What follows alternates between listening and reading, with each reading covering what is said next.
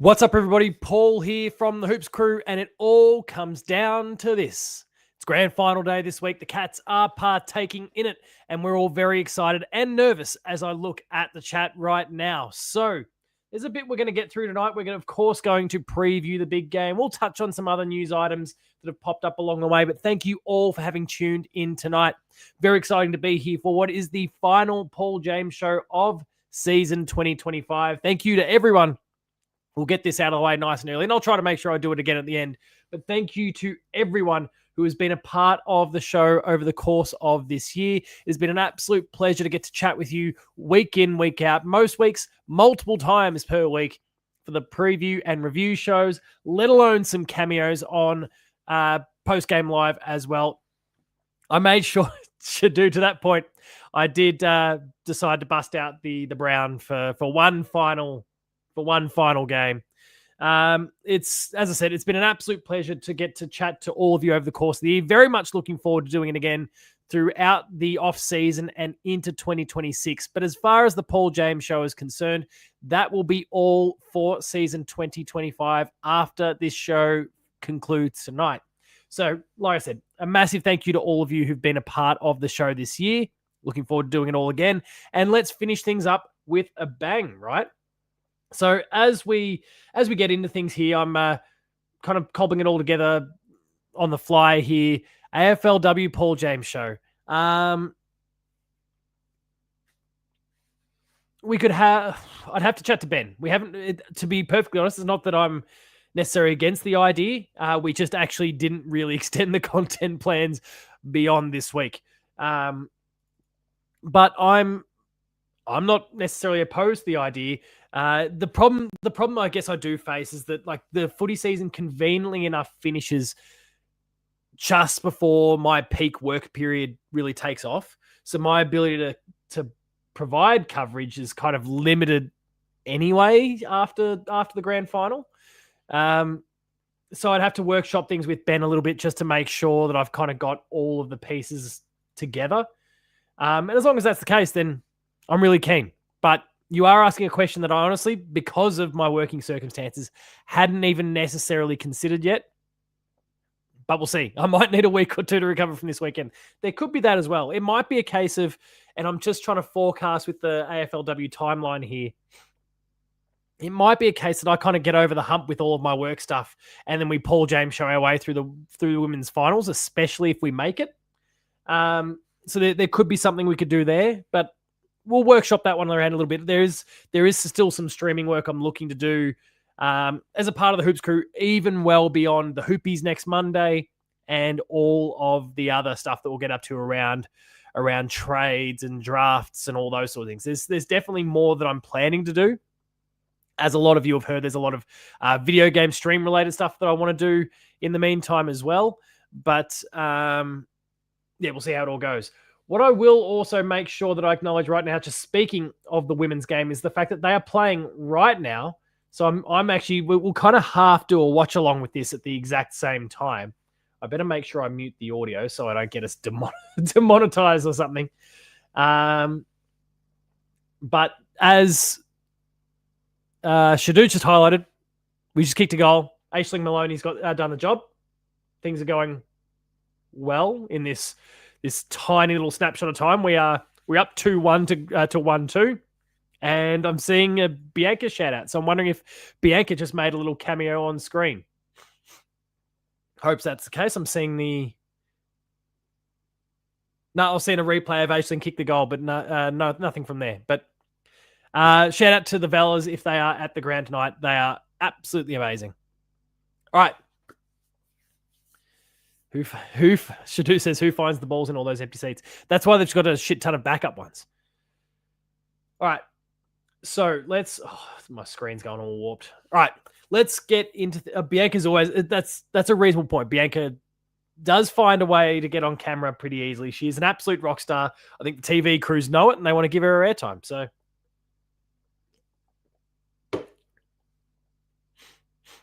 wait, did we just kick another then out of nowhere? We just gone to an ad break and I saw Nina high-fiving. Did we just kick another one out of the blue then? I was flicking my screens around. Someone confirmed. Did we just kick the Did we just kick a goal then? Ben's come up with the ultimate idea. Full fat Coke. If you're going to do it, don't do it in halves. All in. Oh, it's just quarter time. All right. Let's get into the show here. And of course, we are presented for one final time for the Paul James Show by Cyril Cook Florist. Shout out to them, all the support they provided over the course of season 2025, and we'll give them a bit more love when the ad drops later on. So make sure you have those flower emojis ready for when the time comes. As of when we get started tonight, we are now just a day and just under 19 hours away from the bounce of the ball to begin the AFL Grand Final for season 2025. Renegade's coming in to break some hearts here. He says, my prediction is pain. Get out of here. None of that negative bullshit. But let's get into the rundown a little bit here. We're going to go, as I said, we're going to go through match selection. We'll preview the Cats and the Lions grand final. We'll, according to Ben, we've got a player spotlight here. He's done a player spotlight, he reckons. Okay. We've got a spotlight that we're getting into. And then, of course, your Q&A to wrap all things up. So, there we go. Pain to Brisbane, that is. Much better. Now you're okay. Now you're allowed. All right. So let's get into the important one, the one that we're all talking about, because match selection has occurred in the last hour or so. And so we've learnt the fates of some players. The lineups are here. And for the Cats, Tom Stewart has, of course, had to go out with his concussion, unfortunately. But Reece Stanley, the big ruckman, comes in for him. And it looks like, just based on the team sheet, that we are planning on, sending him in as number one ruck, and Mark Blitzarves will then play his very flexible role right now of sitting on the bench. So, for the Lions, Jared Berry, his shoulder, it's not come up. He's out. Lachie Neale has allegedly passed all of the tests and is in with his calf. I wouldn't rule out a Scott Pendlebury where it goes on him in the first quarter, but that is a risk that the Lions have accepted and are willing to take. And so their team is ultimately stronger off the back of their prelim final win. So then this is such a tricky one, right? Because we've just done this matchup. It's been literally 3 weeks since we did this matchup. And so how much has changed?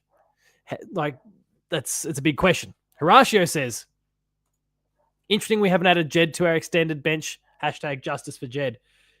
He's listed as an emergency. But is that, I wouldn't consider that the extended bench. I would say there's your 5 and one of them is the sub, right? Which is different. Because normally you'd have your 7 players or whatever it is, and then 3 of them become your 8 players. 3 of them become emergencies, 1 of them becomes the sub, and then you've got your 4 on the bench. I guess ultimately we are less than 2 days out, and usually you have to be a little bit more definitive in that regard. So, but it could be a grand final quirky. We've got a 5-man bench. One of these 5 is going to be the sub, which is cool.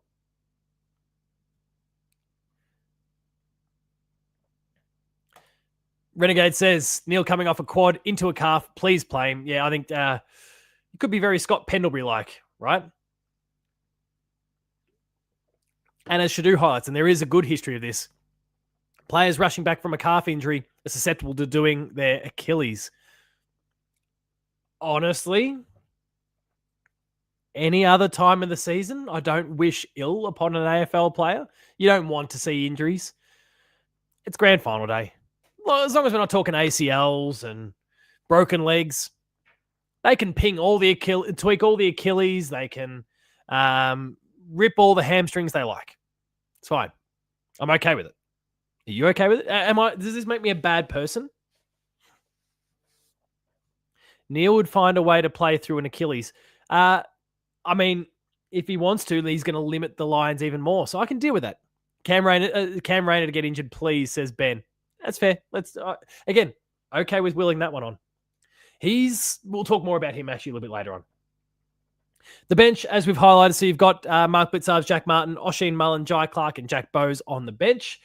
Presumably, Jai is the sub, but came in and did a great job as the sub just last week. Hopefully, he's doing a Brandon Parfitt coming off as the sub in the last quarter, and the Cats are already up by a mile, and he gets to fill his boots with a goal. Hopefully, we get 2022 all over again. Shadu says he'll flop on his face and concuss himself. If you haven't been on the Discord, Shadu, or anyone else recently, Shadu, I think you've seen this, but if you haven't been on the Discord lately, team, make sure to go check out the Hoops Crew Discord, where I dropped a link to an Instagram reel that I saw maybe an hour or so ago. Top Shelf having a crack at Cam Rayner. So from there, sorry, I'm taking a look over at Ben's sheet here for me. There we are. Grand final debutants. Let's talk about all those who are going to be playing their first AFL grand final for the Cats. Max Holmes, after 101 games, is now playing his first grand final. Of course, we know about the really unfortunate circumstances surrounding him up to this point, but he is now going to play his first AFL grand final.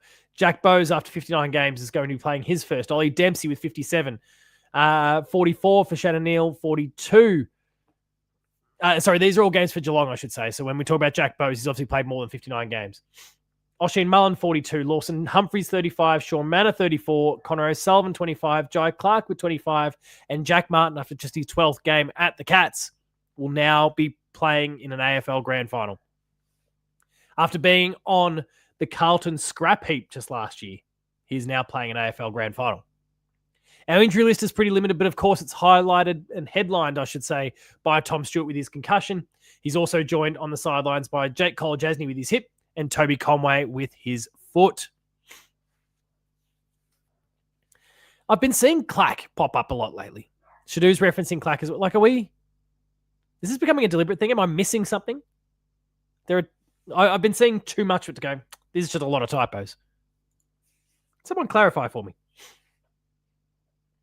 And beyond that, of course, there are some fairly notable absentees. Firstly, you've got the three that are listed there on the emergencies list, but you can also extend that to Mitch Duncan, Cam Guthrie, Ollie Henry, Ted Closey, George Stevens, Ollie Wiltshire, all guys who've been getting opportunities over the course of the last 12 to 18 months and haven't been able to crack it this year. Ollie Henry, Jed Buse, probably the biggest amongst that list because they're, I guess, really clearly identified as being a part of the future. Sorry, I've got a bit of the sniffles at the moment, so I'm sure that sounds fantastic through the microphone. Thomas Nash called him Clack accidentally in the Discord and it stuck. Okay, there was something to that. Horatio says Bose, the sub. We're getting the claw reference there from Dave. Bose for Norm. Just let's not lose sight of the fact that at the beginning of last year, when a lot of you were going, Bose, or actually the time before Ben screwed up, Bose, we're not crazy about it. I was on his side. I was there. I've got receipts.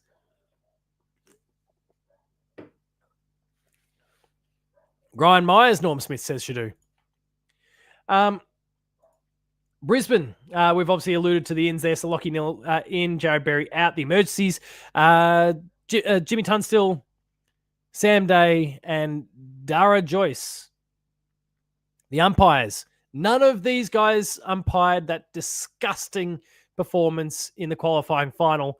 Andrew Stevens, Hayden Meyer, Simon Meredith, and Jacob Mollison are all getting a gig this week. And I don't know which of the umpires it was, but I saw this really, really nice video. I'll have to see if I can dig it out. But I think it was... Oh, jeez. I think I might have seen it on Instagram. It was one of these umpires, one of these four umpires. Basically, it was... Let me see. AFL players, I think, were the ones that were tagged in it at the time. Even though it's not that. But anyway, let me see if I can find it. Basically, it was the moment that one of these umpires was receiving the phone call to say, mate, you're playing. And it was just... It was a really heartwarming moment. It was really good to see just how much this stuff matters. I'm digging around to see if I can find it. I'm striking out at the moment, which is a bit of a shame. But I've just clicked on the same profile again. AFL. Because if I can find it, I definitely want to play it. It was a really, really nice moment, and we don't get off enough of this sort of thing. So just bear with me. I'm seeing Snoop Dogg. I'm seeing Bailey Smith in his glasses. Oh, here it is. All right.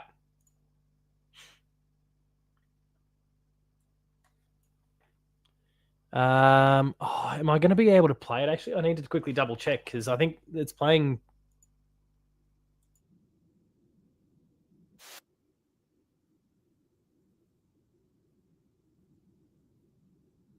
This music in the background. It's a piano instrumental version of "Beautiful Things" by Benson Boone. I know that's going to get us demonetized along the way, but it was an amazing clip. Please go to the AFL's Instagram, and you won't have to scroll far. Actually, there's a good 15, 18, 20, maybe 20 odd posts that have come out before it since, because I guess it's grand final week. But it's right after the clip of Danger realizing that he's led his side into a grand final. Please go and take a look at the clip. It was really awesome.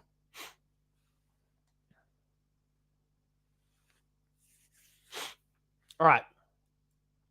Let's continue on, though. Let me resize this and get us back in sync again. All right. That is that segment done. Now, before we progress any further, because Ben didn't put it into the actual show notes as a prompt, so I'm going to drop it now. We're going to take a word from our sponsor, Cyril Cook Florist. So please get those flower emojis ready. The Hoops Crew Media Network is proudly sponsored by Cyril Cook Florist. Visit them at shop 1211 Leather Street in Breakwater. Phone them on 035 222 2244 or visit their website at www.cyrilcookflorist.com.au and use the offer code GOCATS in the voucher field at checkout to get 20% off your next online purchase. Thank you, Cyril Cook Florist, as always, for your ongoing support of the Hoops Crew and all we get up to for one final time in this home and away AFL men's season. So let's continue on. Should do flower emojis. Horatio with the Sparlock's dropped one. Love God's dropped one. H. Maloney's kicked another, I'm gathering, but I need to quickly bounce back. Oh, apparently my stream was paused. Oh, there we go. Yep, there's the clip. She's just launched it into the top tier. Good timing, Paul. Good timing, Jackie, too, dropping it in the chat to flag it with me. All right, let's continue on and kind of go through this preview a little bit. So Saturday, the 27th, we are now 2 days out. 2:30 p.m. is when the game will start. The MCG is currently, the conditions are projected to be 19 degrees, partly cloudy, and a chance of a Geelong victory. Hopefully, a really good chance. Geelong will be donning the white shorts. Brisbane, their maroon attire. Look, honestly, just aesthetically, right decision from both teams. So I think that's come up pretty well. But let's get into some of the talking points here of the game. This is the first ever grand final matchup between the two clubs. Brisbane in any of its variants. This is the first time these two teams are matched up. The grand final parade will be commencing at 10:30 tomorrow. So if you want to get to the city and check that one out, 10:30 tomorrow.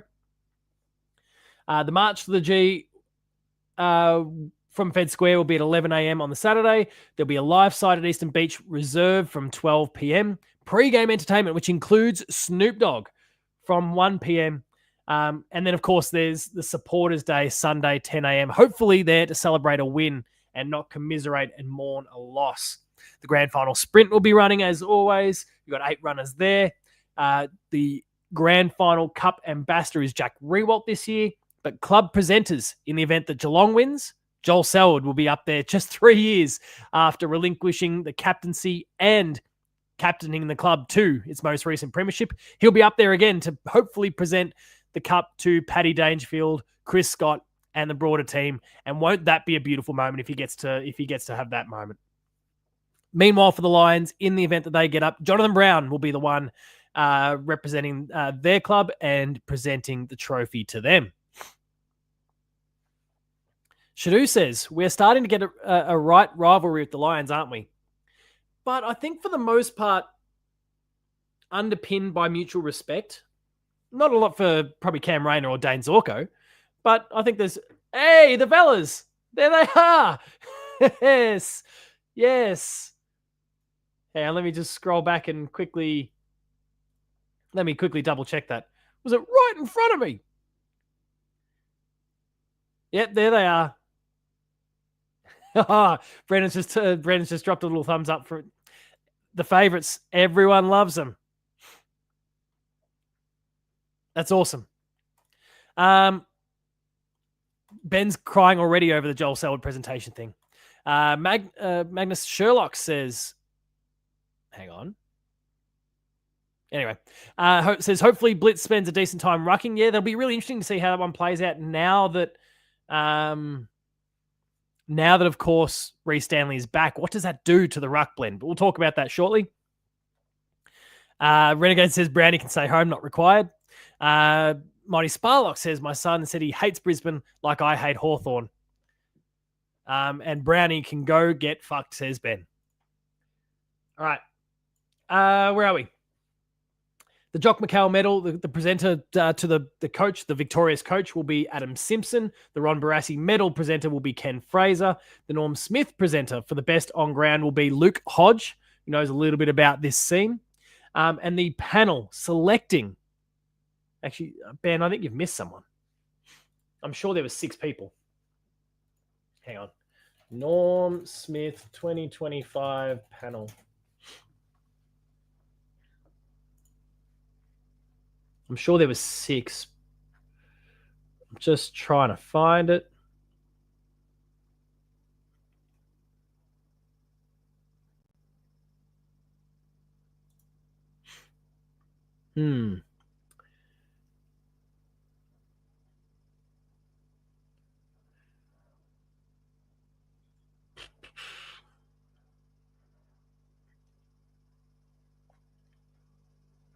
I'm sure there was more than that. Hang on, here we go. Found the article on the AFL website. But apparently not. I don't know what... I definitely saw 6 somewhere online, but that's... Anyway, it is what it is. Jackie Parry with a goal for the Cats as well.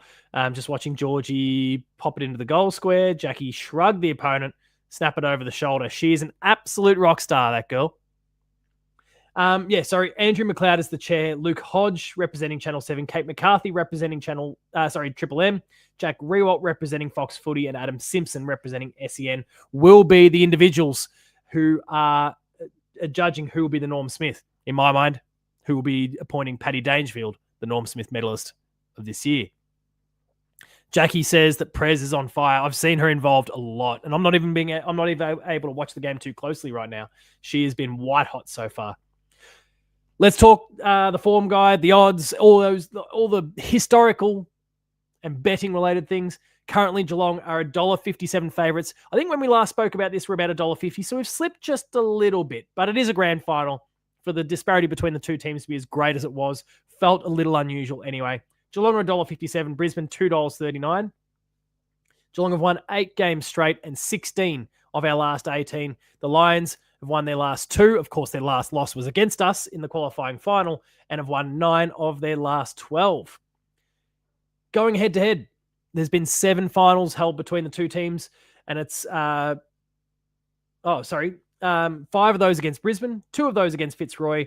Geelong has won 12 of its last 13 games against Brisbane. 12 of its last 13 day games against Brisbane. Not 6. Sorry, Ben, I was wrong. Oh, Horatio, I need some background there. I'll never hate a team more than I hate West Coast. Are we talking about some of those grand final losses through the 90s? Or like, what are we... Yeah, thank you. Yeah. But I didn't... One of those things when you're trying to read a script but not read a script at the same time means that you sometimes fumble a few words, so my bad there. The last time we played, 3 weeks ago, the Lions defeated Brisbane by 38 points in the qualifying final at the MCG. Ollie Dempsey had 25 disposals and kicked 3 goals, including one of the goals of the year. Tom Atkins laid 10 tackles and kicked a goal. Cam Rayner was a fuckwit, and Geelong won every quarter on its way to that 38-point win.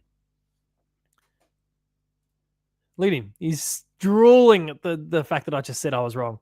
What about you, mate? What about the 8 p.m. promotion for the show tonight, despite the fact that I'd messaged you saying 7:30? Anyway, let's talk about some of the key players to watch. I think there is no more important part of the ground than this midfield. What a tackle. What an awesome tackle. And it wasn't even rewarded.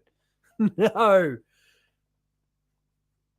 The tackling between both teams right now is hot.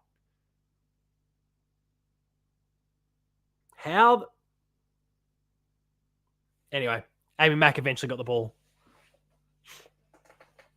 It's the midfield for me. We've got to watch this midfield space between Will Ashcroft, between Lachie Neale now to his back, between Hugh McCluggage, and all the others that can roll through there as well. Reece Stanley returning in the ruck there. Mark Blitzarves, how do we use him? The different tags, all of those sorts of situations make that part of the ground. The Coke just got me, the full fat Coke. Make this the most important part of the ground, because I think at both the forward and defensive ends for the Cats, it's relatively predictable in a sense, just watching the ball sail inside 50 again. Cats putting some really good heat on. And this might well result in a goal. Aisling has got her hands on the ball in the pocket. We're going to watch this. Oh, it's straight into... it's bounced over Prez's head. She's going to get it back. Nina. Oh, Michaela, come on. Was that Spud? Nina? Just get a kick free.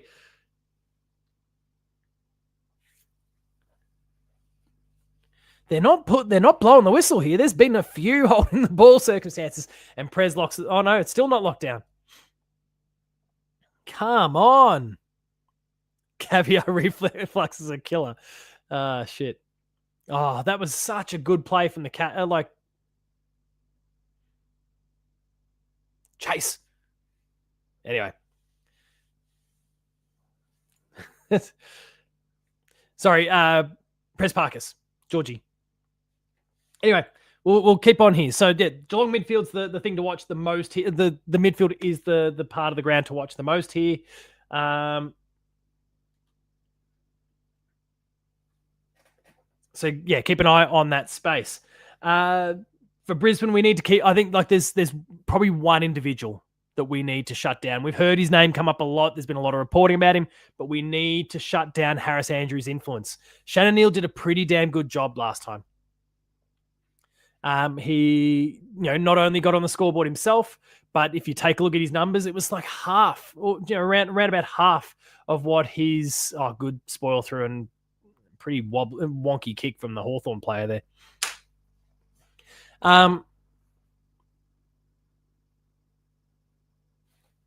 The Prez. She's our Prez.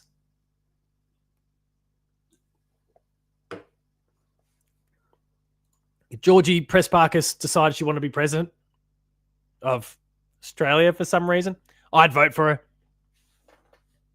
I don't think he did lose the matchup. When you are half of the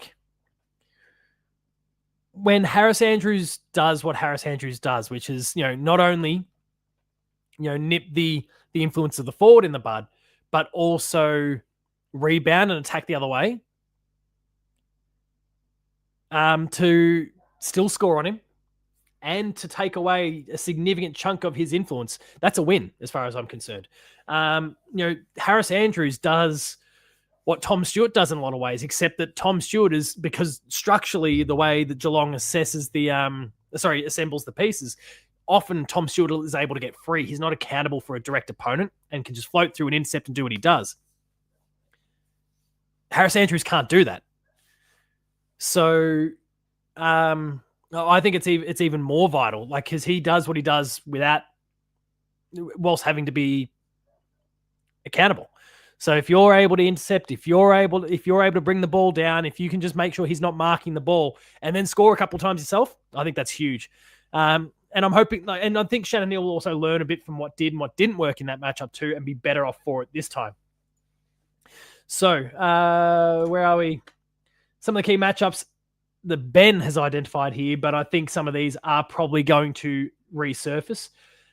Mullen and McCluggage again, O'Connor and Rayner again, Shannon Neal and Harris Andrews, as we've just discussed. But then he's got Atkins and Ashcroft, and I do think this is a good one on Ben's part. Geez, I'm pumping this bloke up too much tonight.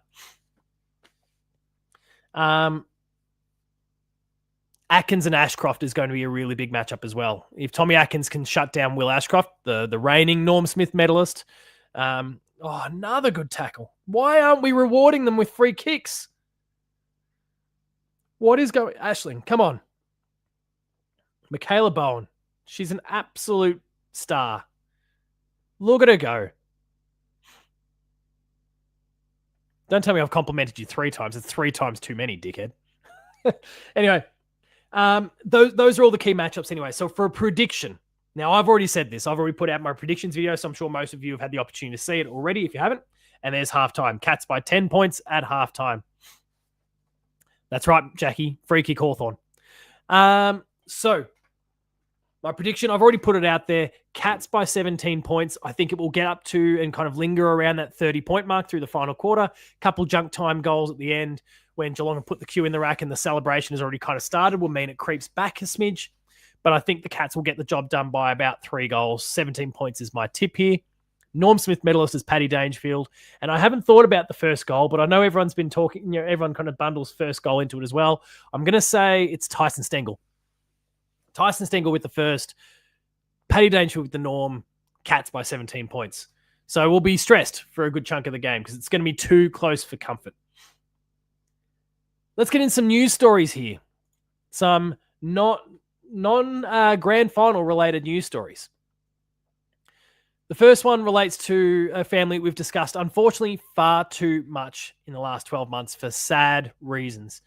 And it's led to Scott Selwood, I think in large part, Scott Selwood stepping away from the Pies assistant coach duties. He's going to be going overseas. He's going to be spending a bit of time looking after himself, which I think is all too important. And we wish Scott Selwood nothing but the best. Apparently, Fly and the leadership there at the Pies have known for a little while. The players found out in the last couple of days.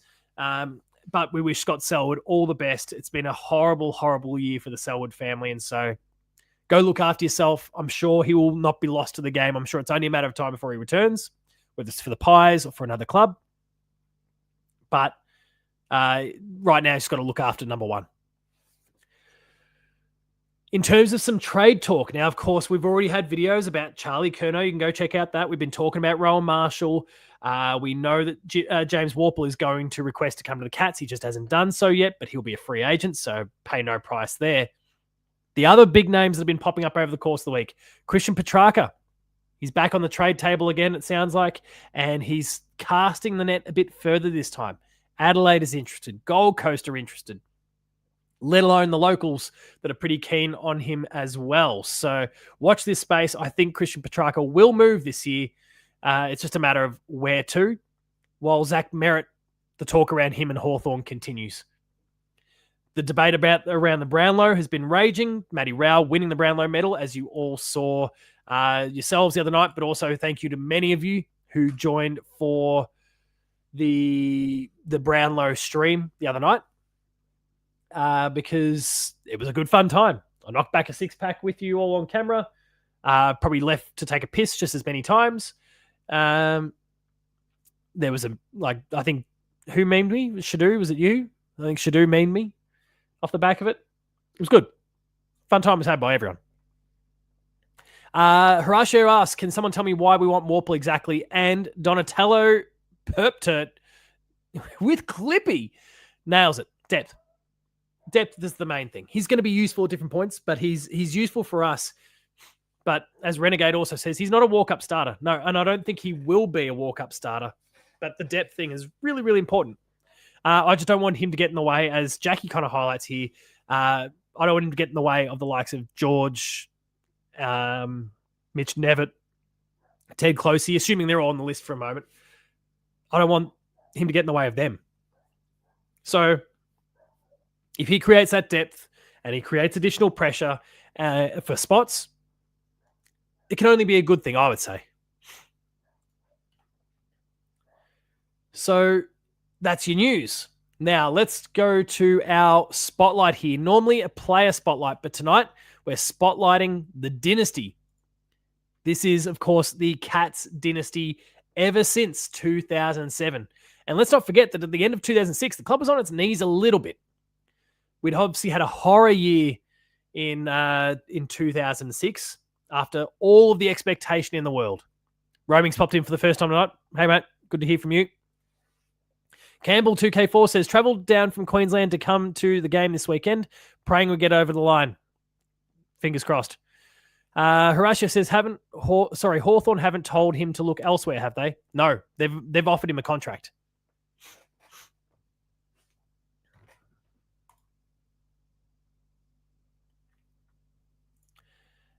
Enjoy, by the way, Campbell. Hopefully it is a good result for you, for all of us, but you and everyone else who's going to the game on the weekend. All right, so yeah, let's get back into our spotlight here. So the club, as we all know, was kind of on its knees in a lot of ways in 2006. The expectations were through the roof. 2006 was a fairly significant failure, missing the finals, and it prompted all sorts of reviews. And thankfully, the right decision was made to stick with Bomber, to stick with a lot of the other leadership and dig our way out of it. Because since then, we've won 4 premierships. We've contested in 2 others, now 3 others, just pending a result from tomorrow. We've played 459 games since 2007, and the winning percentage is 71%. We've played in, as I mentioned, 7 grand finals, 07, win, 08, 09, 11, 20, 22, and now 25. We've won 4 premierships, potentially a 5th in there. We played in 14 preliminary finals, 14 qualifying finals, 9 semis, 2 elimination finals. We've had 4 Norm Smith medalists in Stevie Johnson, Paul Chapman, Jimmy Bartell, and Isaac Smith. We've won the Brownlow 3 times, Jimmy Bartell in 07, Gary Ablett Jr. in 09, and Paddy Dangerfield in 2016. We've won the Coleman Medal twice now. Ben has missed that one. Tom Hawkins in 2020, and of course, Jeremy Cameron this year. We've had 3 premiership captains across those 4 grand final victories. Tom Harley with 07 and 09, retiring on 09. Cameron Ling, retiring with 2011. Joel Selwood, retiring with 2022. We've had 2 16-game winning streaks in 07 and 2022. And there are a few famous home and away victories along the way. The big one that kind of broke the circuit and got everything going in the first place. The 157-point monstering of Richmond in 2007. The 186-point mauling of the D's in 2011. Tom Hawkins' goal after the siren in 2012. The glorious Kennett Curse, as Ben dubs it. I am not as complimentary of the Kennett Curse as he is, because I see it as being bookmarked by an 08 grand final loss and a 2013 prelim final loss. But it is what it is. Jez's bag of 11 this year. We've got Gary Rowan and Zach Tui's got marks and goals after the siren. There have been plenty of amazing memories over the years. There's been lots for us to celebrate. And hopefully we're about to celebrate another time. And when you go and win 5 premierships in 25 years, there's no doubting that you are the greatest team of the century. Teams aren't like, the competition is not designed to have teams like Geelong be relevant and contesting as often as they are. To go and win 5 across 25 years, across 18 years, by the time, if we win this year, would be absolutely huge. Jackie references that 2006 game against the Eagles. That was a heartbreaker because things were looking good. We thought we'd broken the back of it all, and then the second half, it all fell apart. Kingy asks, are we opening up for guests tonight? We're not opening up for guests tonight.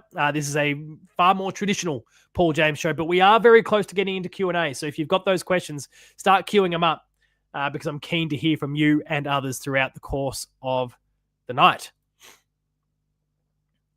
But that is a snapshot of that dynasty, and hopefully it continues on Saturday.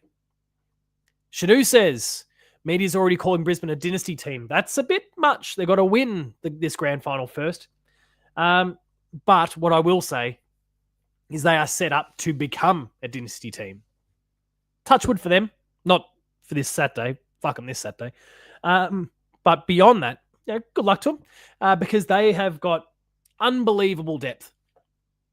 skill and experience on every line. The young blokes coming through are wildly talented and have 10 to 15 years still up their sleeves. It's insane what they've got going there. And then through their northern academies and father-sons, they are continuing to top up when you get the Ashcrofts, you get Fletcher. You've now got, academy picks that are due to come in this year that are fancied as top 5 players. It's absolutely wild, the riches that team has. And hopefully it doesn't serve them well this weekend. But Jackie says 100% Brisbane could be something scary in 2 years. I know, it's ridiculous that they could get even stronger. But that said, the Cats could too. There was something, went out today and it was kind of comparing the two teams in terms of not just this year, regardless of what happens this year, but what the club's going to look like over the next couple of years. And you think that Oscar Allen is going to come in for the Lions, that, we're going to get Rowan Marshall, we're going to get Warple, we're going to get potentially, this is far more unlikely, but we're going to get potentially going to get Charlie Curnow as well. Like, the rich are getting richer, the strong are getting stronger. And we could be seeing the same encounter between the two teams. Geelong is doing very much what Brisbane is doing and there you go. Thank you. Dan Annable is the one for Brisbane. Yes, we are gonna talk about that, and I do have thoughts on that one. We touched on it really briefly before we got started with the Brownlow stream the other night, but that was when the news was breaking. Lord Flashheart says Hip would be traded out. He's a dud. He's an absolute hack. Oh, and Shadu has just backed that up. But yeah, these two teams, they're just going to continue to top up and remain relevant and compete for many years to come.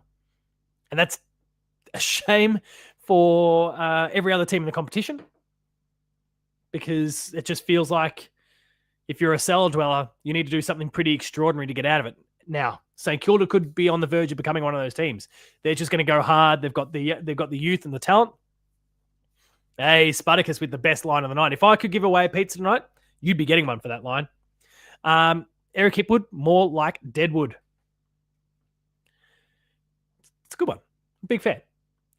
All right. So we're going to jump into Q&A now. So please queue up more of those questions. But let's talk about Shadu's one quickly. And then I'm going to, we've done the ad read. But because it's our last one, we'll give Cyril Cook a little bit more love again shortly.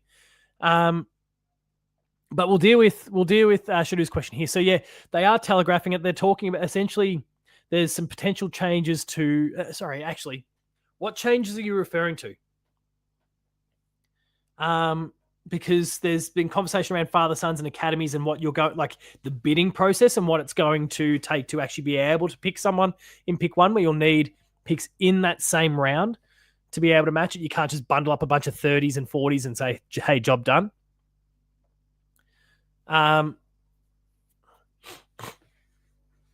Eligibility. No, hang on. NGA.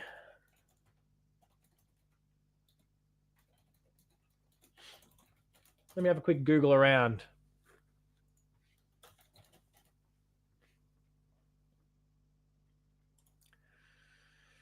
That's an article from 2024.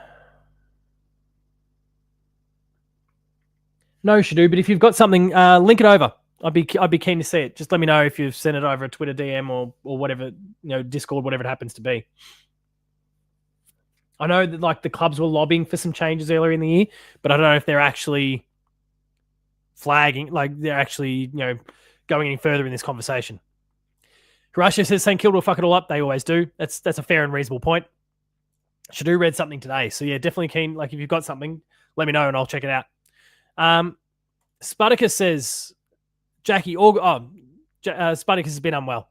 Ben highlights that I've been giving away. I'll be giving a $100 pizza voucher from Shannon Pizza this Saturday night on Post Game Live. Huge shout out to them, who've been another major sponsor for us this year. Lord Flashheart says, Georgie Press-Parkis is having some kind of game tonight for the women's team. She's absolutely smashing it, and the second half is about to begin. This is 3rd versus 7th, by the way. The Cats have, after obviously a pretty miserable start. Oh, sorry, this is the live ladder. After a pretty miserable start, the Cats are now pulling themselves into the top 8, sitting 7th with a percentage of over 100 if we can get this job done tonight. So, fingers crossed. Luke's mum's popped in saying, best of luck for Saturday. Hope Geelong wins. Paddy Dangerfield to get the Norm Smith. Will not play next year, sadly. Taylor Walker will not play for the Crows either. Best of luck. Thank you. I'm sure probably through post-game lives, and I don't do this often enough, I'm sure Luke's mum, we know your name, but I unfortunately keep referring to you as Luke's mum and haven't committed the name to memory yet. But thank you. It's been awesome to have you on board this year. Obviously, you're a Crow supporter. We won't hold that against you. But we're glad we got your support this weekend. Lindy, thank you. Thank you, Shadu. All right. Spartacus is scared. Cole says a majority of the mainstream pundits are picking Brisbane. I think this is evidence that they want to encourage hope that Brisbane will be competitive because it's clear Geelong is 6+ goals better. Look, I'm not going to... Oh, that was a throw. Dodged a bullet there. Or did we? No, bullet. We dodged a bullet there. That was a clear throw. I don't know if we're a 6... Like, I've got the Cats by 17 points, like I said. Horatio says they were talking about NGA on the Jumper Punch last night. I tuned in for a little bit while Lucas was there for a little while, and then I had games that I needed to review. I've got another one to review tonight. That's why I've got a hard 9 o'clock finish tonight, because I've got a Ghost of Yote review that I've got to publish at 11 p.m. tonight. And I still need to finish writing probably at least another 1,000 words and get it all loaded up on the website before then. So bear with me, everyone. Spartacus says the best part is Lucas's nude run. Good Lord, is that on the cards? Kingy says, why would we want Curnow when we have plenty of forwards already? If anything, TDK is more like what we need. Other teams like Sydney are desperate for a forward like Curnow. Look, I mean, I would agree. I think we are probably the least in need of the 3 clubs that are the front runners for it between us, Gold Coast and Sydney. I'm not going to say no to him, though. Like, I can deal with a 3 tall forward line. What I would expect, though, and I did see, we've had all these references to danger and what will or won't happen if we win. I think if Charlie comes in, I can't help but wonder if Danger retires then. That's just too many big alpha dogs in the forward line. Good mark at the back. Good strong mark. Come on, Michaela. Not the great handball from her. Gunge. Get it out of there. Oh, damn it. I'm getting distracted by the game. Renegade says Paddy will play on. Paul Sniff. Paul James shows greater than the jump punch. Of course. Shadu says Discord. So I'll quickly check Discord. So I assume that's going to give me the link that I need. Oh, here we go. So it's a tweet from Sammy Edmund. The AFL has confirmed with clubs that next-gen academy eligibility criteria will be tightened for 2026, with the specifics to be detailed. Football boss Greg Swan, which, look, this shows that the guy is good for this job because he's just been at Brisbane, a club that is benefiting way too much from it. Maybe that's why he's got the insight. And he's the one that's kind of clamping down on this a bit. Football boss Greg Swan says it has been tightened. That will be notified at the end of the season. You can't just wander through Dubai Airport and claim NGA status. Well done. I also see now that I'm pinging over the Discord that Lucas says he's already started with going head to head with Paul James. Lucas, and your mum's here. This says everything you need, Lucas. Someone clip this out and send it to him. Lucas, your mum has chosen to watch me tonight and not you. But also, when you play with the ball, you get the horn. So look out, mate. Don't go head to head with me. You can't win. Anyway, but also Luke's mum says, Lindy says, I have a great son who barracks for Geelong. I love Paddy. Spartacus, if Geelong get nose beers for everyone, if Geelong get nose beers for everyone, Bazza Smith 2025. Cole says, I've got Geelong 90 versus 45 at 3/4 time. That is an interesting take, but one that I won't object with at all. Lord Flashheart says, the bookies have Geelong a 2-goal advantage. Forget the talking heads. They all hate Geelong. Sean Adamson says, Kingy, do you agree that it seemed odd how he nominated St Kilda over Geelong? Don't most brothers want to play alongside each other? Seemingly. Maybe not in this case. Baz did say they would have nose beers after the flag. He just wanted them so badly he made it happen. Carlton have a prospect they're wanting to bid on, so it affects them immediately. I'm trying to quickly catch up on the chat, but it's getting wild in here already. Some say the two hate each other off the field. I wouldn't say no to him either, Paul. I'm skipping a few here. If Geelong get up nose beers for everyone, the DeConing brother, where are we? They seem pretty happy together after the game on Friday night, Sean. Yeah, I don't know that there's any sort of bad blood between them. There's 9 siblings in the family, so I bet there's some sibling rivalry, 100%. They even got Blake Acres to come down as Horatio highlights. Pat will go out Joel Selwood style. If he goes out Joel Selwood style, I'm happy with it. So with a premiership. Maybe no Annabelle for Brisbane. No, Shadu, this won't kick in until 2026, so they'll get Annabelle. Kingy says, Paul James showing Ben Reeve how it's done. It doesn't take much. Hands off Jesse Malor. He's like all of the Phantom drafts. He's not even popping up in the top 30, so I think we'll be safe for Jesse Malor. And Ben, we'll put it out there. Ben's already working on him for a cameo appearance on Behind the Play. So may or may not work. The club may or may not intervene somewhere along the way. But Ben's getting the job done. He's hustling. Finally, he's getting off his ass and doing something. Hang on, let's keep Jackie. I'm missing goals. Cats by 16. And Jackie Parry must have just kicked a goal. I missed a goal, Jackie says. Damn it.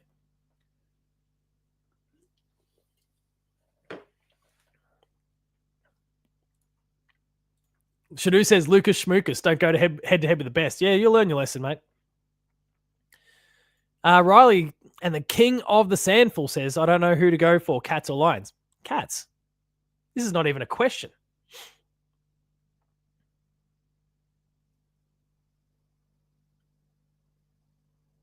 Good clearance from the defensive half, Cats. Or defensive 50, I should say. Great spoil and then delivery to Nina at the defensive 50. St Kilda supporter saying, what the fuck is that cup they get to hold up at the end of every year? Geelong by 19. Max, the norm, says Renegade. He's repeated that message. Crap, now I'm the rumour mill. Damn. JL says, Misso won a ticket to the granny because she was rated best dressed footy fan. She then told me that only workers from her company could go, so she sold the ticket. Oh. How did Lockie Neal train tonight? There won't be any word on that. That will be absolutely locked down. Ben highlights, and thank you to everyone here. And if you are not subscribed to the Hoops Crew already and you're watching this now, especially if you're watching on YouTube, please subscribe. The number of people who've jumped on the bandwagon over the course of this month, but also this year, has been huge. We've really, really appreciated it. And I kind of set this silly nothing kind of goal of getting to, what was it? I think I can't remember what I said now, 2,250 by the end of the season. I think we're within 63 of that now. That was when we just ticked over 2,000. That wasn't that long ago. So if you want to jump on board and you're not already, hopefully a Cats win does some extraordinary numbers for us. But 63 more of you. That's all it takes. All right. Cole says Geelong was about $1.60 when they beat Port by 119 points in 2007.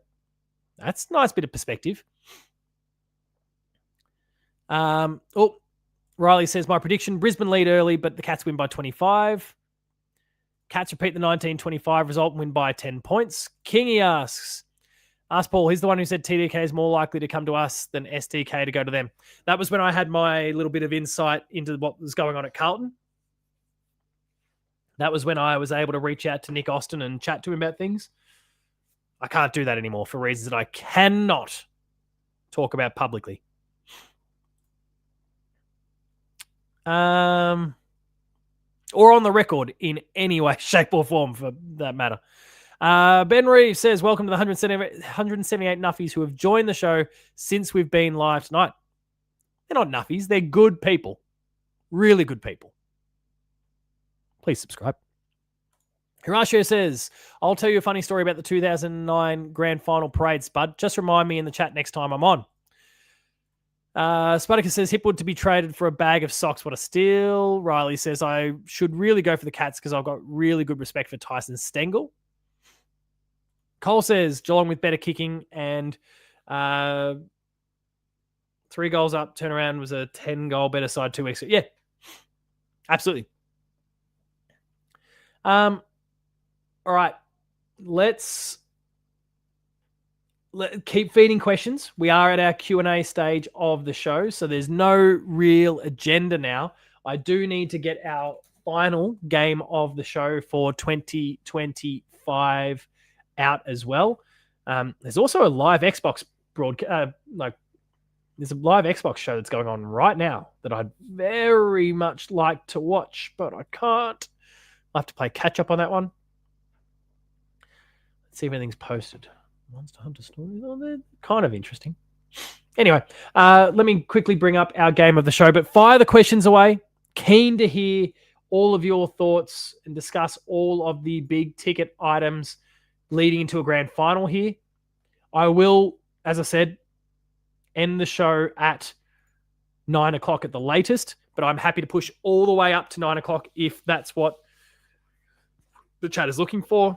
If you've got really specific questions you don't want to get missed, consider using the super chat function as well. And thank you to everyone who's been using the super chats lately as well. The support has been huge. It's been really appreciated, and it's been a lot of fun as well. So I've got my game of the show. I'm going to double check because this is a licensed franchise. So I'm just going to double check the...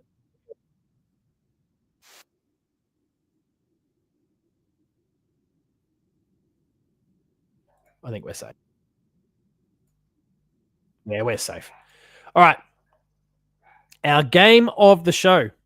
There's a lot of you sorts. Ben, none of that shit. There's quite a few people who engage with me very, very frequently about video games in this chat. There's also quite a few of you, based on other conversations that pop up, that don't mind yourself a bit of Marvel action. And so I've got something for you today. It's called Marvel's Wolverine, coming from Insomniac Games. They're absolute rock stars, masters of the craft. I've got an approximately 1 minute 50 long trailer here for you that we'll check out now.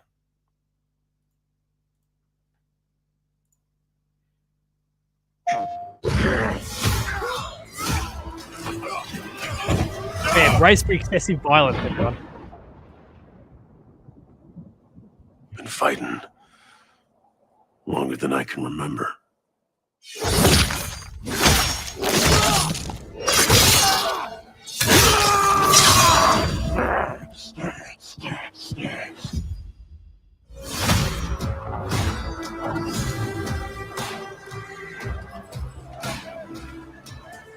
I'd like to say I'm not a violent man. The trouble just has a way of finding me. But I'd be lying. Doesn't matter where I go.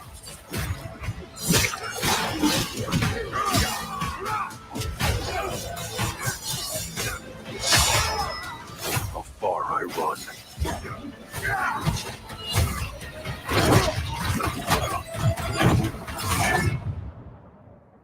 Death's always waiting.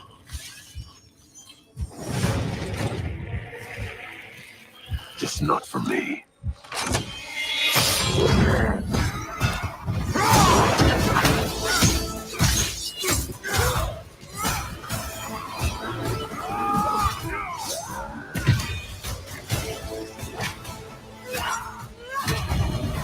Because I ain't no hero. I'm Wolverine.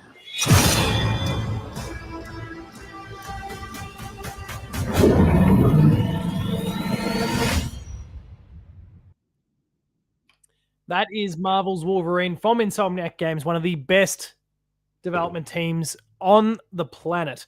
And obviously they're not showing any story. Don't worry, I promise it's not just like stab, stab, stab all the time. There's more to it than that. I do know a couple of people who are working on making the game.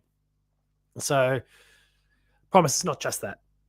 But they are going for the real gore and hyper violence of what you see in the comics. So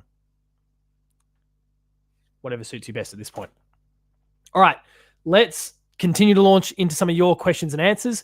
I will, though, take a moment to quickly highlight Ben disappearing for the 5 minutes and the ultimate response from Spartacus. Just jerk out some anxiety.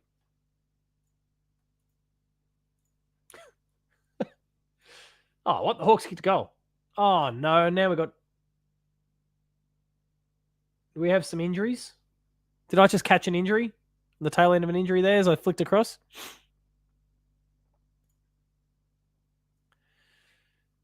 Oh, Ben's back. Were you successful?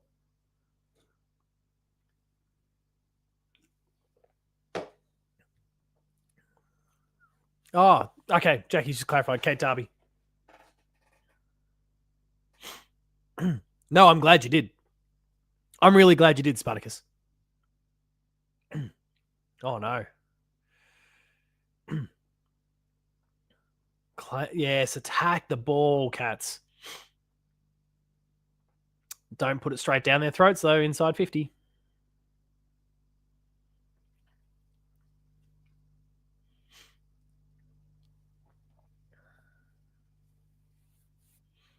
JL asks, never been to a granny parade. Should I wake up at 7:30 tomorrow in the morning to go?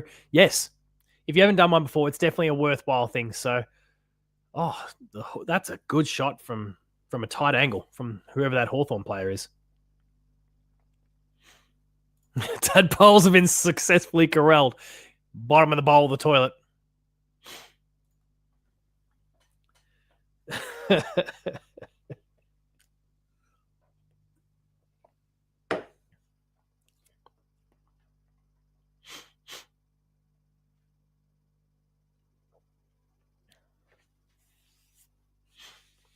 Back to a 4-point game.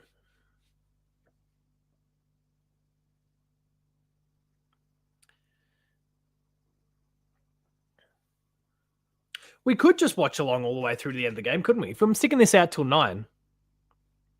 What is it, like 2 minutes to go in this? Yeah, 2-3 minutes to go in this third quarter. We'll watch along all the way through to the end of the game here.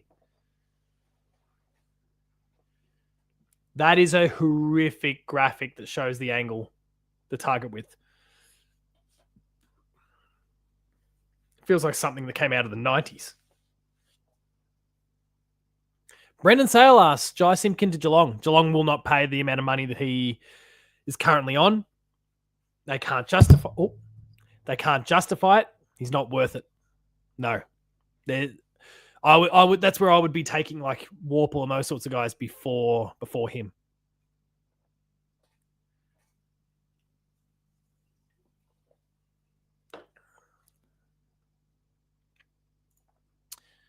Kingy says, I witnessed an omen at the Sandford prelim. Brad Close's Glenelg beat Zach Bailey's Norwood. I'll take anything we can get. Jackie says, woohoo. I think in relation to the watch along, nearly run down from behind. It's a good kick. Hey, Mac, come on. Did you get pinged? Would you entertain playing blitz on Andrews? If there's not an obvious midfield matchup, then yeah, I would actually.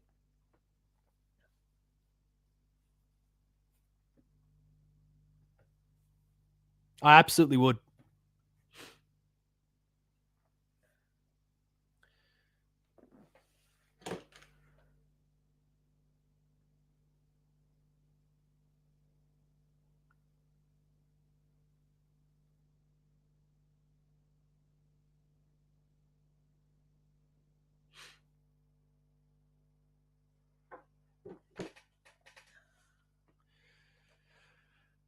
Drop your crystal.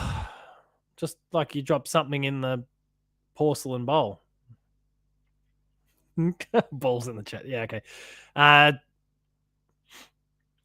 Lockie Neal's a sturt boy, though, Kingy. No. Don't let facts get in the way of good rumors, speculation, and hunches. Will Stanley share ruck duties evenly with Blitz? What percentage of game time will he play? I could see Reese playing 70%. But then when he's on, he'll predominantly play the ruck role. But maybe the way him and Blitz pair, like I could see a scenario where, Mark Blitzars plays in the midfield, so he's instantly on it. And we just stretch him.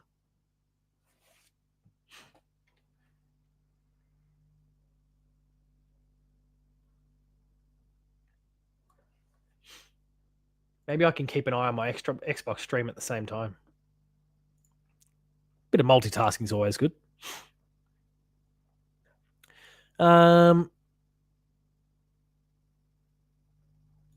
Balls out in the chat for the Cats. Baller Cats. We are not wasting blitzarves on Andrews. Attack. Oh, look. We are a very... Oh, no. What's going on here? We are a very attacking team, but at the same time, we're also pretty defensively minded. Again, think about that last matchup. Mullen, O'Connor. Like we played these. Oh, how did we drop that?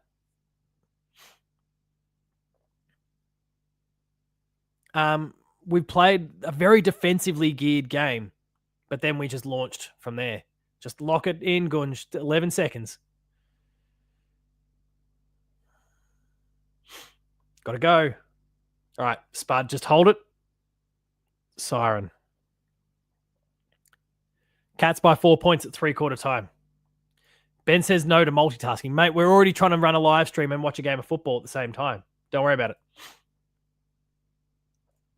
need to rank all of the Geelong jerseys. If someone wants to pull together a doc or like some sort of link that has all of the Geelong histories of all time, we'll make like a tier maker out of it, and I'll rank them. It'll be stupid fun. Why not?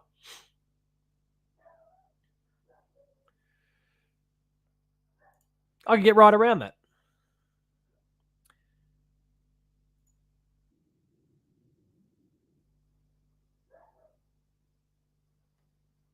All right, what else have we got here? So it's 3/4 time in the game.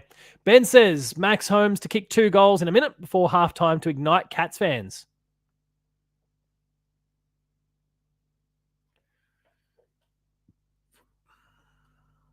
Russia says, you're right, Kingy. I was getting him with Chad Wingard. Long story behind mixing that up. Okay, right. Shadu says, do you think we'll go back to shutting down the center corridor again? I feel like Chris Scott will try and keep everything keep everything the same and play a you've seen our best, now best it game. To a degree. I don't think it was as simple as closing the center corridor. What it was shutting down the 45-degree kick. Positioning players, as far as I'm concerned, it was positioning players that roughly 20-ish meters, 20 to 30 meters on a 45-degree angle, which would often close up the center, but like the center corridor. But that could be at any point in the ground. It didn't matter what part of the ground it was. Lock it down and like stop them from utilizing that space. And it's part of it is the corridor, but it's not like, what am I trying to say? Oh, hell, let's just go. Yeah, shut down the corridor. Let's just shut down the corridor. Stop but the actual tactic was, and they could be hemmed right up on the boundary. It wouldn't matter. It was shut down the 20 to 30 diagonal kick, not down the line. Let's force them down the line. And that extends to, like, if they've got the ball in the center, it's still shut down that kick. The defenders will do their job. They'll already have the defensive zone going to prevent or to limit or prevent, restrict the number of opportunities that Brisbane have got to just lead up and take a mark. They'll already be on that. But it's about shutting down that 45-degree kick so they can then cut around the structure that's already in place. We are the best team in Victoria. No doubt about it. We're the only Victorian team left. But Horatio nails it. If we just bring the heat and the pressure, we'll win. Oh, and that's what he says. Yep. Personally, I'd love to see the grand final logo on the Cats jumper. It looks like everything is in its right place. The colours are all very complimentary. God tier jumper. Did you see you can bid on the Cats grand final worn jumpers? That would suck if you're a player to not be able to keep it.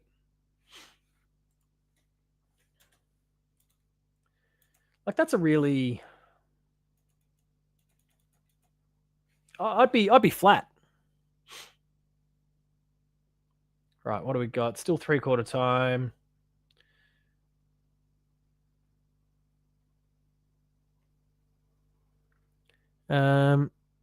Maya said recently that the qualifying final was not how the Cats were expecting to win. Shut down the change of direction, kick to break, open play, and our defence. Catch up hoops, Geelong for the cup, off for dinner, Geelong. Thanks, Spartacus. Refused TM says, I'm not that loaded, but I already have one that was given to me, albeit from a losing grand final. They swap at half time. Good point. Thank you. So I guess there's one available to keep for the player. Fred says, one thing is that Geelong showed their hand last time. The question is, does Chris Scott have another plan or play in his sleeve? I would say the question actually is, does Brisbane have something they can do to actually respond to that tactic from Geelong? Because I would wonder if, and I'm kind of just verbal diarrheaing my way through this, Geelong adapted its game plan to tackle Brisbane. So then what's Brisbane going to do to try and overcome what Geelong did? Do they have that? Can they execute on that? Because they haven't really been shut down in that way all year until the qualifying final. And they haven't been shut down since that way. So can they overcome what Geelong has already got in place? I think that's a really big question. And if they do change it, does Geelong then just flip back to its typical, ordinary model? Jeff White showed and explained this thoroughly in his first use YouTube channel. Oh, cool. For Danger, that's like $2,000 a jumper.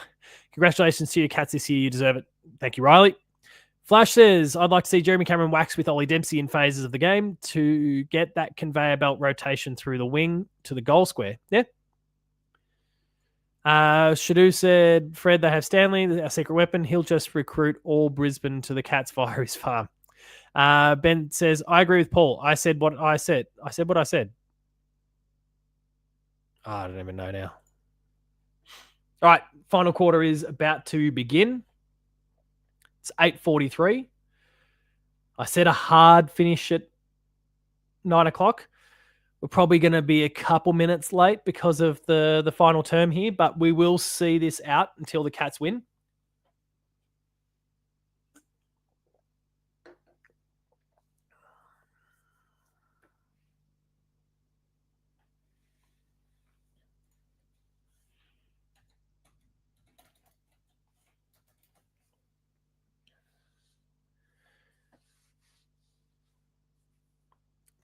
Why is your diction so bad?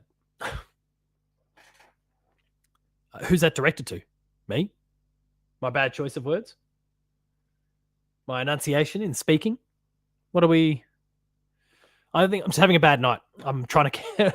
if we are talking about me, I'm trying to watch two different streams at the same time, manage a live chat, and my mind... and I'm a bit sick and my mind is elsewhere. And the Hawks are in front. I'm not on the lashes again. No, I'm just... Ben put the big graphic up before. He doesn't like me multitasking. I need to multitask. Spinning too many plates. You sound awkward reading our messages. Sometimes, some of the typos in some of the messages are really awkward. And then because I'm trying to unravel what it was, because I'm not seeing I'm not catching every single message in the exchange. So that will often then lead to me going, hang on, what's being said here? He's no Obama. No, I'm not. For a host of reasons. No, if I'm actually 100% locked in, for starters, Coca-Cola, new sponsor. If I'm 100% locked in, I'm not divided, I'm not having to try and watch, I'm not watching different streams at the same time, manage hours, I can sit there and read a script, no problems. Because there's that flow. But when it's a bit disjointed, because I'm kind of bouncing between different chats, picking up on different conversations, it gets a little bit messy. Some of the messages are like, Geelong, you will need to, because then when compete, they have only two I'm Ron Burgundy. But yeah, to refuse, some of the messages are not great at times. And that makes it a little bit hard to track. Aisling, come on.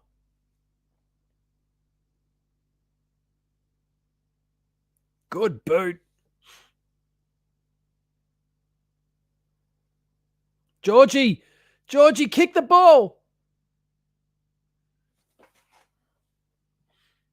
took on one too many and put herself in a dodgy spot. Nearly nailed it.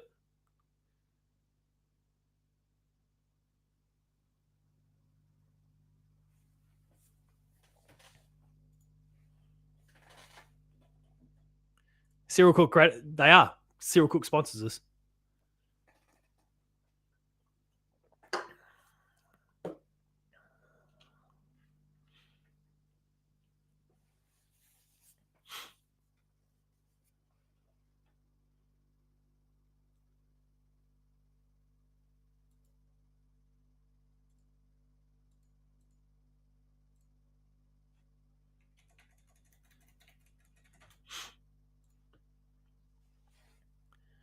Let's all confuse Paul with some gibberish questions.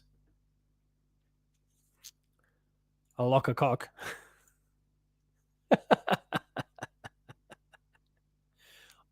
I know where you're going with this. Hey, hang on. Did we just get a new Forza announced? Oh, no, it's a little sizzle reel. Damn it. They just need to come out and say, look, we've given up. We're putting every game on PlayStation now. It's not even worth fighting anymore. Commentate, sniff some flowers. Need to sniff something else. All right, Jackie Parry, she's taking the mark 40 meters out on about a, let's say, 45-degree angle. We're now looking at someone who's recording the game on their phone. That's useful footage. Jackie pops it into the pocket and Aisling runs on, intercepted, and ball is out of bounds 20 meters from the Cats' goal. Is Meg McDonald injured? No, she was dropped about 4 weeks ago now and hasn't won her way back in as the captain. Ball's being thrown in. For some reason, the boundary umpire hasn't come in those 10, 15 metres. Contested play, ball's bobbling out. Nina Morrison snaps it over the shoulder to the top of the goal square. And Aisling Maloney marks corner of the square. She is going to be kicking from about, by the time she kicks, 15 metres from goal on a 45-degree angle. Should be very, very gettable. Okay, corner of the square was a bit much. She took it kind of in line with the point post. Kicking from about 20 metres out, 45-degree angle, should bank this one. She's kicked 2 goals for the night, and she now has put it across the face. Scores are level. 5-4, 34 apiece.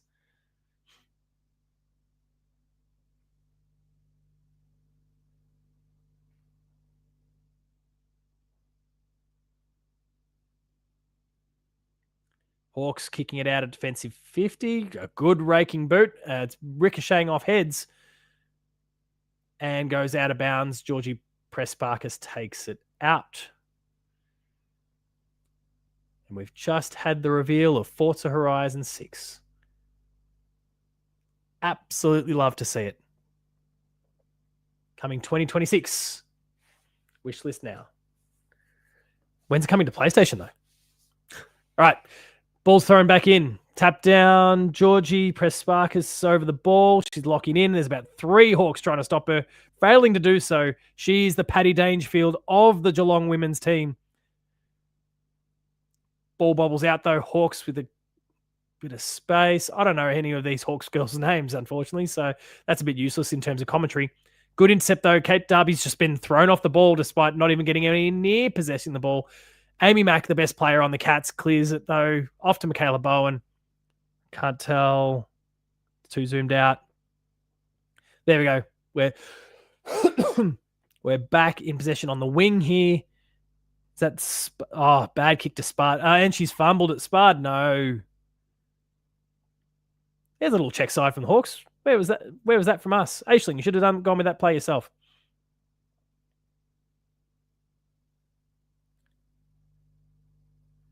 Oh, good body. Good body on them. Oh, and then... Gonna have to... There's a bit of space for these Hawks players. Attack, chase. Oh, no. Gunj just nearly had her head taken off by her own teammate just in her attack. And Darbs, the two of them smashed into each other. Oh, no way. The Hawthorn free kick.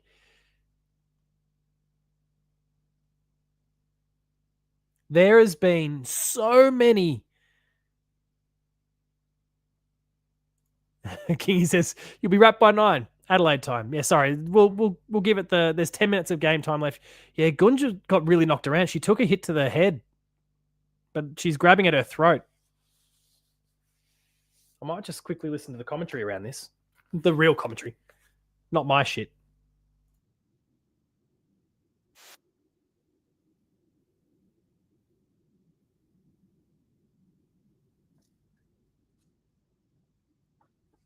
Yeah, no, she copped it in the throat. It was an ugly hit.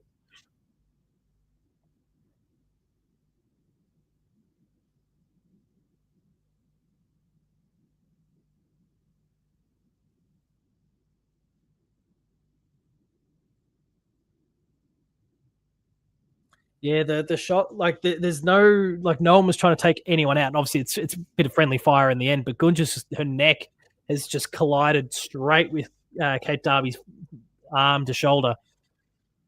Not a good hit. But Jackie now's at free kick Hawthorn.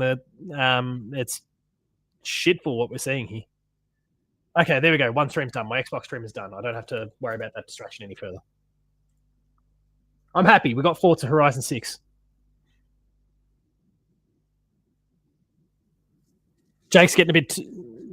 Jackie's flagging larynx in both the Discord and the chat. It's certainly some sort of point in the neck. Nina could afford to get a bit closer in case she runs around. She kicked a goal though.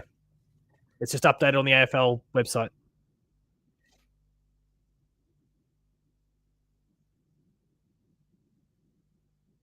That's a good kick.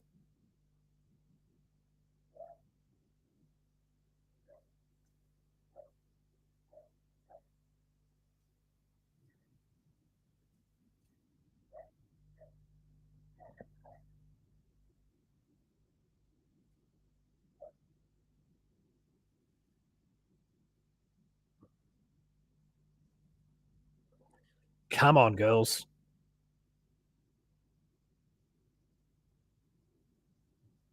Riley's on the money. I feel like there's some match fixing going on here. It's just look, I'm not gonna get carried away in that regard, but it's just shit umpiring. Honestly, like there has been so many occasions where Geelong players have wrapped up an opponent and it's gone unrewarded. And if they had been consistent with the others, then I wouldn't be too aggrieved by this. I actually agree with the decision here. It's the fact that so many others haven't been called. That's what's frustrating me.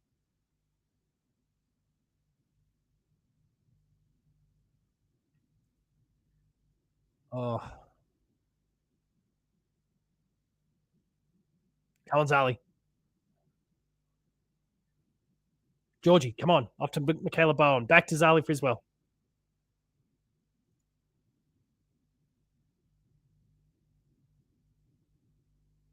Oh, she ran too far in the end before she even got pinged for holding the ball.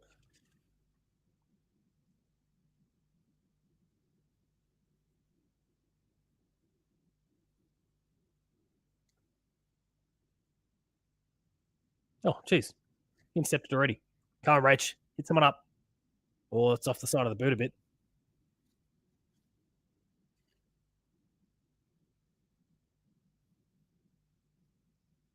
Oh, it slipped under Jackie Parry's arms, and so it's rough. That's fine. We've pushed him all the way back to fullback. And now they've got no one. Oh.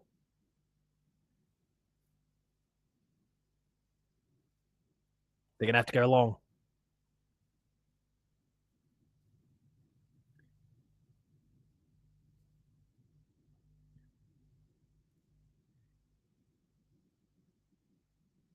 Come on, girls.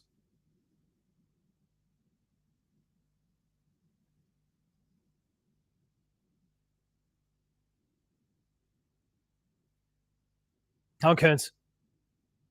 Georgie, someone clean.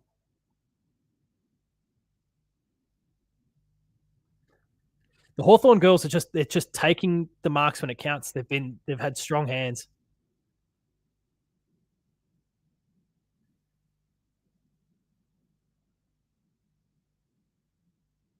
Come on, Aisling. That's it. Use that size and strength. And athleticism as well. Oh, but just bobbled away.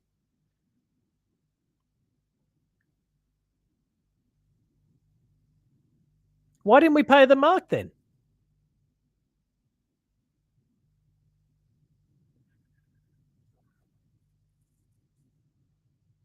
Aaron's right. We do over handball. We don't we don't take the opportunities when they're there and kick the ball. Too busy trying to flick it around.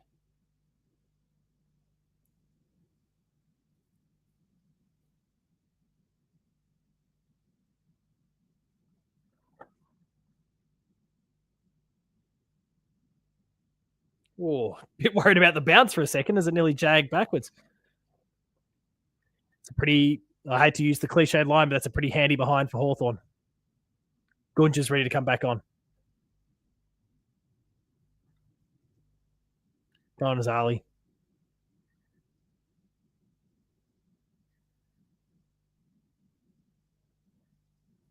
Becky, kick it. Got her, Georgie. Come on. It was a good tackle on Bowen.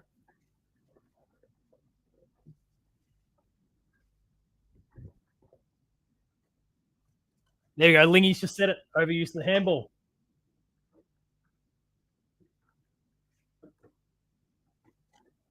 Oh, that's a great tackle. That's got to be holding the ball. Yeah, the Bronx cheer. Oh, yes. Jackie. Oh, sorry, Jackie.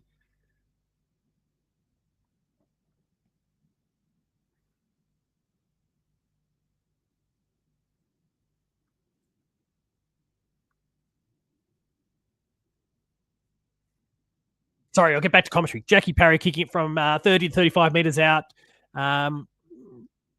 Relatively, probably the full face of the goal's in front of her. Across to the right. Back to a goal. Oh, get this little Brisbane supporter out of here. Boo. Boo. Get the fuck out of here, champ. I don't care how old you are.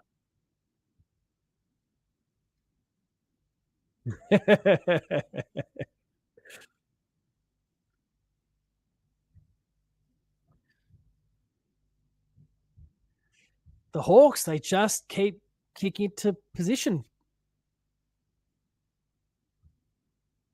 And they're marking, like they're taking those marks when they're there.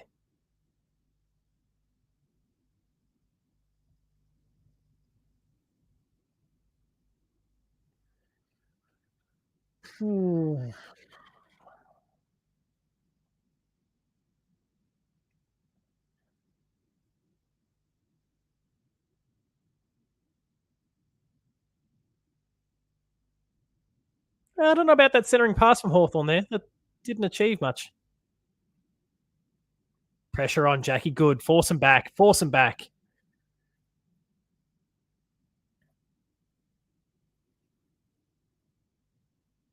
We don't, our defenders, my biggest point of, so we've got 4 minutes left, Horatio. Our defenders do not read the flight of the ball well at all.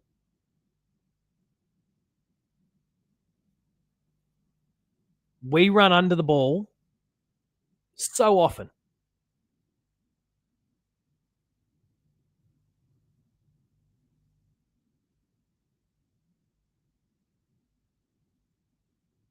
Come on, Becky. That's all right.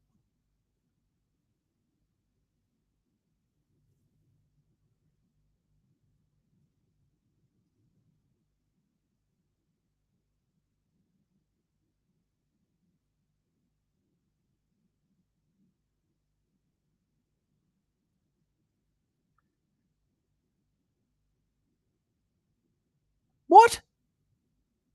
For what?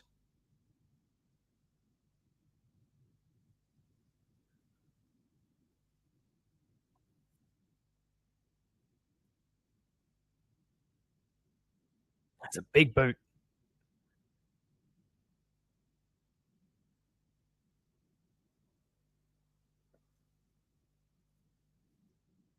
Come on, girls.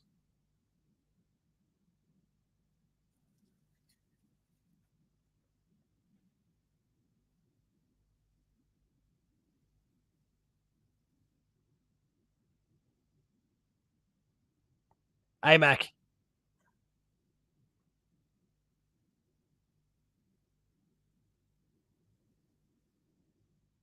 Oh.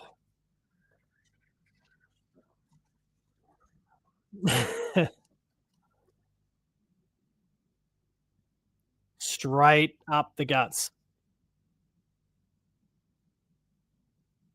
AMAC, come on.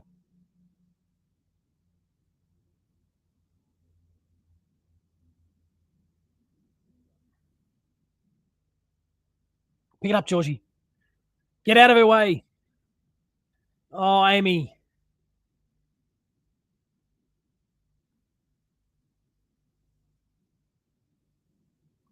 Good. Well worked, girls.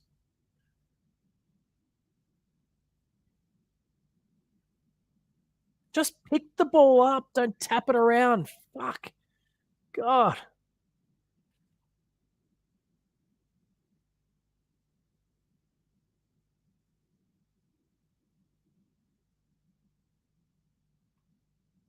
They're a better drilled team, the Hawks. They know where they know where to find their teammates.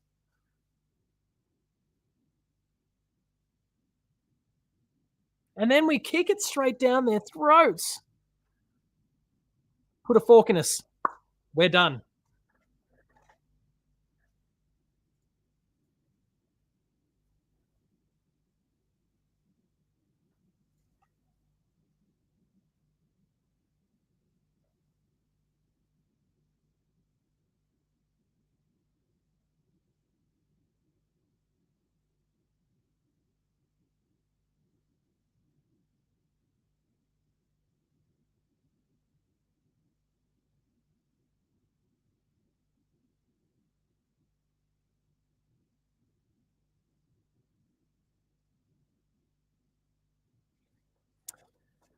Game's gone.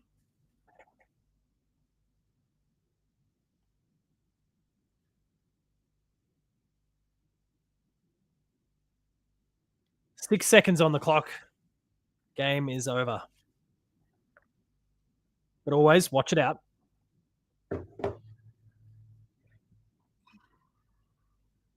That's a throw.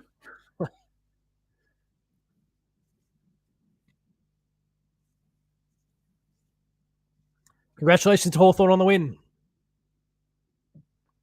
All right. That is where we'll wrap things up for the night. It's a sour note to end things, but we're already a few minutes over when I needed to bounce. So thank you all for having watched tonight. Make sure you are loud, proud, and supportive if you're at the ground on Saturday. If you're at home, scream at the TV a little bit as well. Get loud, get supportive of the Cats, and hopefully we get the job done. To remind everyone, my tips: Tyson Stengel first goal, Paddy Dangerfield, Norm Smith medal, Cats by 17 points.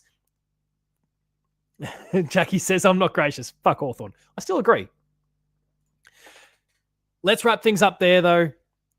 Thank you all for having watched the show tonight. Thank you all for having watched the show over the entire AFL season this year. It's been an absolute pleasure to get to interact with you at least once, often twice per week in this capacity. Post-game live will also be hosted by me on Saturday, where hopefully we are celebrating a Geelong premiership. And I hope to see you there. I'm not going to go through all the usual promotions. Like I said, it's been an absolute pleasure to get to chat to you all year, and I'm looking forward to doing it all again in season 2026. Don't forget, though, post-game live tomorrow, as I said, and the Hoopies, our big end-of-season celebratory stream where we go through all of our awards, all of our tips, etc., etc.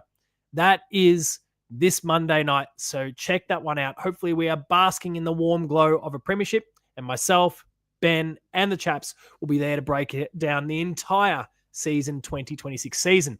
I believe Ben is also going to be streaming Kaji a few days later, so make sure to join him for that live watch along as well. I'll do my bit on the way as well because why not? I'm away, I can quickly jump in and have a bit of a chat, and we'll see how it all goes. So look forward to talking to you all then as well. But that's it. The year is done. Thank you to our sponsor, Cyril Cook Florist, as always, for the support that you provided, and we look forward to working with you again throughout 2026. But until next time, the nerves are kicking in. The last show is done. The Cats have a grand final this Saturday. Remain Geelong strong, everyone. Thanks a lot for watching, and I'll see you later.